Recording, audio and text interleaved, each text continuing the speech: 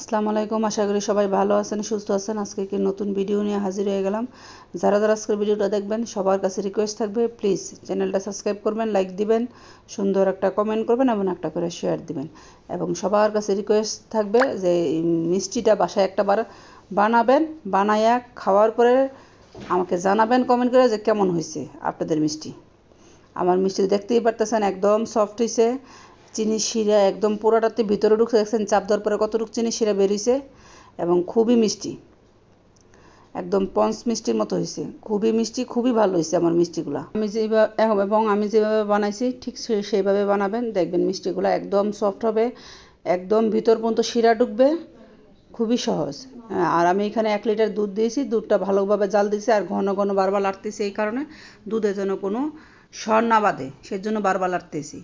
আর এইখানে 2 টেবিল চামচ আপনার সিরকা, সাথে 2 টেবিল চামচ পানি একসাথে মিক্স করে নিয়েছি এবং অল্প অল্পভাবে দুধে দিতেছি যেন দুধটা ছানা হয়ে যায়। ছানা হয়ে গেলে তারপর ওই ছানাটা দিয়ে তারপর মিষ্টি বানাবো। এই যে অল্প অল্প সিরকা দিতেছি এবং মিক্স করতেছি আস্তে আস্তে, অল্প অল্প সিরকা দিতেছি আর আস্তে আস্তে মিক্স করতেছি। দেখেন কত সুন্দর আমাদের ছানা হয়ে গেছে। এখন আমি একটা সুতির কাপড়ে ছানাটাকে সুন্দরভাবে সেঁকে নিব এবং সুন্দরভাবে সেঁকে এবং লিকুইড ঠান্ডা পানি দিয়ে, মানে ঠান্ডা নর্মাল পানি দিয়ে সুন্দরভাবে ছানাটা ধুয়ে নিব, যেন ঠান্ডাটাতে ভালোভাবে ঠান্ডা নর্মাল পানি দিয়ে ছানাটাকে ভালোভাবে ধুয়ে নিব।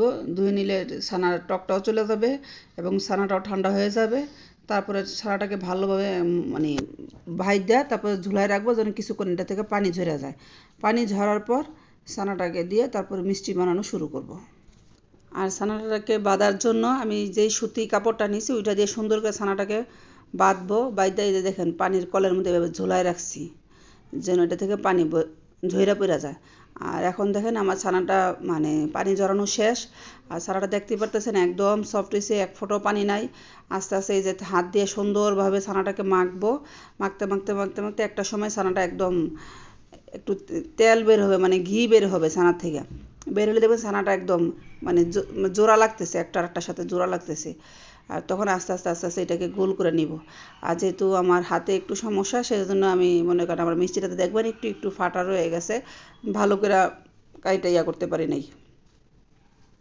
যত ভালোভাবে কাইটাকে ভালো করে মিক্স করবেন তত মিষ্টিটা মানে ফাটা দেখা যাবে কম।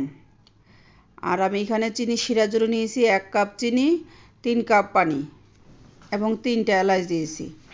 আর এখানে আমি অল্প পরিমাণে একটু দুধ দিয়েছি, এই কারণে আমার যেহেতু লাল চিনি শিরা, একটু দুধ দিলে হয়তো একটু হালকা একটু সাদা হবে, সেজন্য অল্প একটু দুধ দিয়েছি।